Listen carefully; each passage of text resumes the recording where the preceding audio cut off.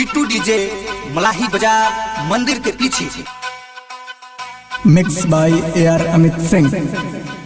दूसरा में कौन जन पहलू बोला खूबी, धोखा देके चल गइलू हमारा के रूबी।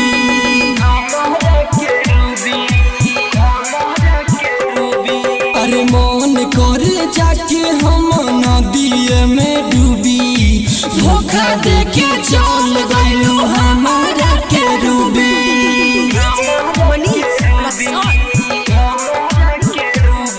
अरे दूसरा में कौन जान पहलू बोला खूबी, धोखा देके चल गइलू हमारा के रूबी। धोखा देके चल गइलू हमारा के रूबी, धोखा देके चल गइलू हमारा के रूबी। डीजे मनीष रक्सौल। धोखा देके चल गइलू, धोखा देके बिट्टू डीजे मलाही बाजार मंदिर के पीछे। धोखा देके चल गइलू हमारा के रूबी। बड़ा याद आवे जानू सुना तुहर बोलिया, दोसर घर चल जाइबू चढ़ी के डोलिया।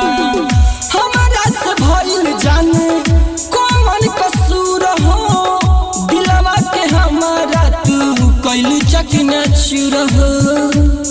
हमें छोड़ दिहलू, दिल तोड़ दिहलू, हमें छोड़ दिहलू, दिल तोड़ दिहलू। तोहरे याद में रानी हमारो तनी खूबी, धोखा देके चल गइलू हमारा के रूबी। हमरा के तू छोड़ दिहलू काहे बोला रूबी, काहे बोला रूबी, काहे बोला रूबी। धोखा देके चल गइलू हमारा के रूबी, धोखा देके चल गइलू हमारा के रूबी। डीजे मनीष रक्सौल। धोखा देके चल गइलू, धोखा देके चल गइलू बिट्टू डीजे मलाही बाजार मंदिर के पीछे।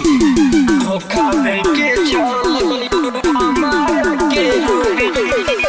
ए रमित देखी भइल लाचार हो, सावर दैया रोए ठोकी के कपार हो। भूल का हो गइल हमसे सुनार गोरी, हमरा के छोड़ दिहलू दिलवा के तोड़ी।